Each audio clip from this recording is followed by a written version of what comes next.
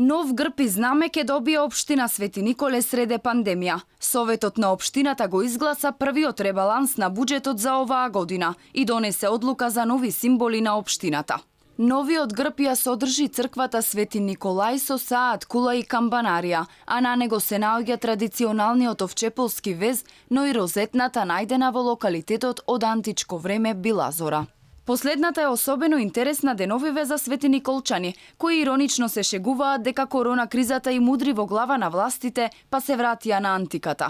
Хералдичарот, човекот кој претходно го работел стариот грб на општината за Алфа, вели дека му е нејасно зошто се прави сега ова. Не видел и не слушнал дека воопшто има конкурс за креирање нови символи.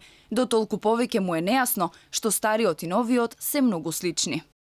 Сметаме дека ваквата промена не беше воопшто потребна, затоа што општината Свети Николе се имаше здобиено со еден претходно многу добар грб, кој што е по сите светски стандарди направен и предпознатлив за општината и грбот е нешто се прави да трае подолго. Ние се обидуваме да ги следиме барем тие работи, кога има конкурс. Ниту еден од нашите членови, кои се исто така живо заинтересирани за областа, не знаел, не слушнал, не видел, не прочитал нешто за конкурс.